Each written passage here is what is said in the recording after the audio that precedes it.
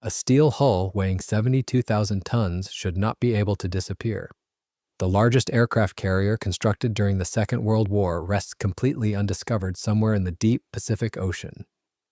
The question is not whether the warship was lost, because its sinking was recorded in wartime accounts. The unresolved mystery is why its final resting place has never been publicly confirmed.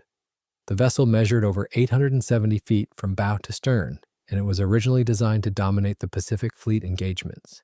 It was sunk in a documented wartime engagement, and over 1,000 survivors lived to report its loss. Yet no publicly confirmed deep-sea survey has located, mapped, or photographed the wreck, which is reported to lie under more than 13,000 feet of water. The search for its remains is not merely a matter of scanning an empty grid, but understanding how a vessel with the mass of a small city can be entirely absorbed by the ocean. Only a few verified images survive, the best known a distant, grainy view from sea trials in Tokyo Bay, leaving secrecy itself as part of the ship's visual record. Today there is only an open expanse of ocean off the coast of Honshu. The wreck is not a confirmed point on a navigational chart, but a massive, empty void in the historical record. The warship lasted only a little over 21 hours after leaving Yokosuka, and roughly 17 hours after clearing the guarded waters around Tokyo Bay. To understand why it remains permanently lost, one must look at the internal physical condition of the ship on the night it sailed. The Imperial Japanese Navy built the vessel under layers of secrecy in Yokosuka Dry Dock No. 6, hidden behind screens, barriers, and later camouflage structures. It was originally laid down as the third Yamato-class super battleship, designed to carry the heaviest naval guns ever forged before catastrophic carrier losses forced a total structural conversion. The massive dry dock had to be continuously pumped dry, and visual screens were used so that passing traffic and civilian eyes could not easily glimpse the sloping steel hull. It was the largest aircraft carrier yet built, and among the heaviest warships ever moved out of a Japanese port.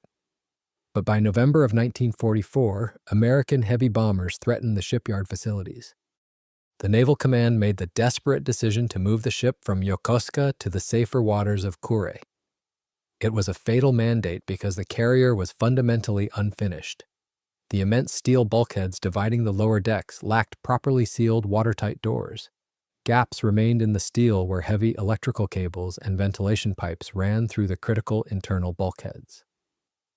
When the ship slipped out of port on its maiden voyage, it carried civilian technical personnel and shipyard men along with its naval crew. The heaviest warship on the ocean was heavily armored with thick steel plates on the outside, but it was entirely hollow and fundamentally unprotected on the inside. The encounter that sank the vessel was swift, but the mechanical failure that doomed it was slow and catastrophic. Shortly after 3 in the morning on November 29th, the American submarine USS Archerfish fired a spread of 6 torpedoes at the target crossing the surface. The submarine had been tracking the massive radar contact for hours, waiting for the perfect firing solution.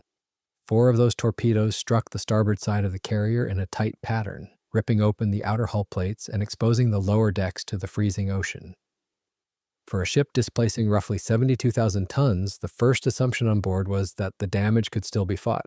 The Yamato-class hull had been designed with heavy underwater protection, but Shinano was not a completed battleship, and its internal defenses were not ready for the kind of flooding that now began to spread. But the unsealed internal compartments turned a survivable weapon strike into an irreversible physical collapse. The captain of the carrier, an experienced naval officer, acted on confidence in the Yamato-class hull and kept the ship moving towards safer water. For a time, Shinano continued at about 18 knots, but that speed did not last. As flooding spread, the carrier slowed, lost power, and became harder to control. Keeping a damaged 72,000-ton hull moving at speed made the flooding harder to control. Water forced through openings in the torn side did not need to become a mythical battering ram to be deadly. It only had to keep entering faster than pumps and damage control parties could isolate it. Men in the lower machinery and damage control spaces were overwhelmed by the spread of water through unfinished internal boundaries.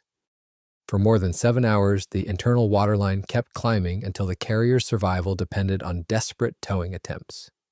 By morning, the deep engineering spaces, usually among the most secure and protected areas of the ship, were being lost one after another.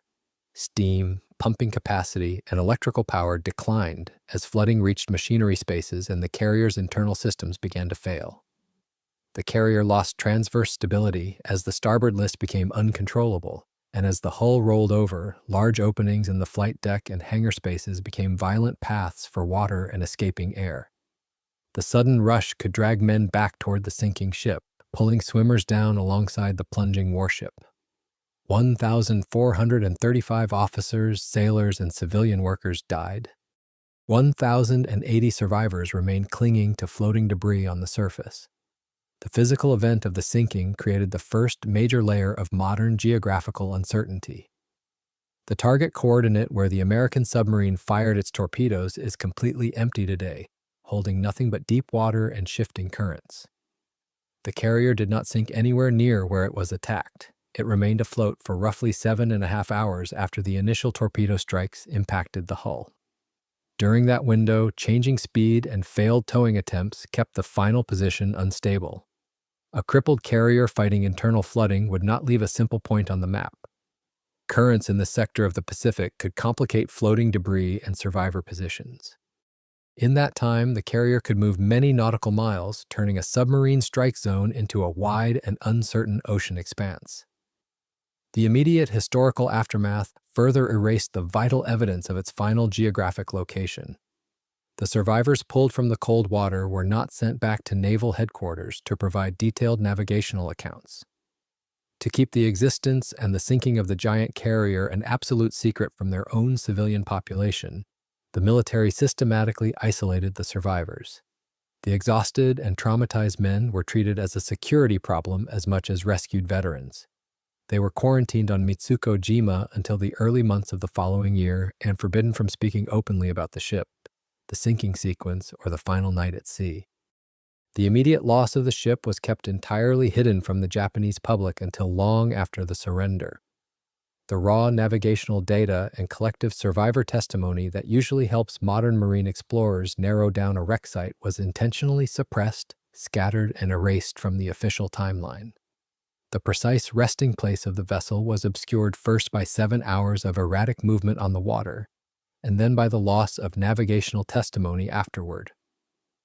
The mystery of why modern deep water technology has failed to locate the massive hull involves a bizarre failure of historical evidence and military intelligence. When the American submarine commander returned from patrol and reported the total destruction of a 72,000-ton aircraft carrier, his own command structure formally refused to believe him. United States naval intelligence did not initially accept the identification of the target as Shinano. The commander even provided sketches of the massive silhouette he observed through his periscope, but the evidence did not fit what analysts believed they knew, and he was initially credited with sinking a much smaller carrier of roughly 28,000 tons. This delayed recognition of what Archerfish had actually destroyed. The sheer scale of the sinking was not fully confirmed until the war was over, and captured imperial records proved the massive carrier had existed, but reported wartime positions still survived. The deeper problem was that none of them has yet led to a publicly confirmed wreck site. Today, finding a deeply lost ship requires pinpoint historical data to justify deploying specialized deep water equipment. Running a deep-sea research vessel costs tens of thousands of dollars every single day.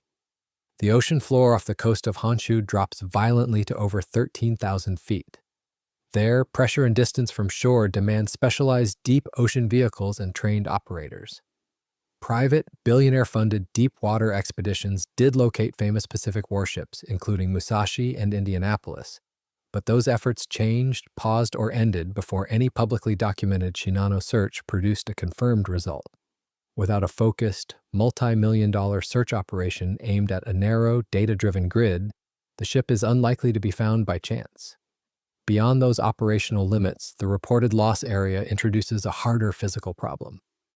The reported loss area lies near the Nankai Trough system off the Kii Peninsula, a complex marine environment rather than a simple search floor. It is one of the major subduction zones of the Western Pacific, where the Philippine Sea Plate dives beneath the Japanese margin. That setting creates steep seafloor relief, complex sediment basins, earthquake hazards, and rugged underwater terrain. But those forces move on geological timescales, In the 80 years since Shinano sank, plate motion alone would not drag a steel wreck into the crust. The real difficulty is more practical and more immediate: rough bathymetry, sediment, depth, and uncertainty in the search area. Sediment and deep seafloor processes may obscure parts of the terrain, especially in a margin as complex as this one. The largest aircraft carrier of the Second World War could be partly hidden by mud, sloped debris, or the shape of the seabed itself, but heavy burial remains unconfirmed until the wreck is actually surveyed. Those conditions could complicate sonar interpretation, especially if the hull is damaged, partly buried, or lying against rough relief. Together, survivor isolation, early misidentification, and a complex deep margin leave Shinano as a vanishing giant rather than a confirmed wreck site. The largest sunken warship in maritime history is not descending into the crust before our eyes, but it is still fading from the reach of the surface world because no confirmed expedition has yet found it.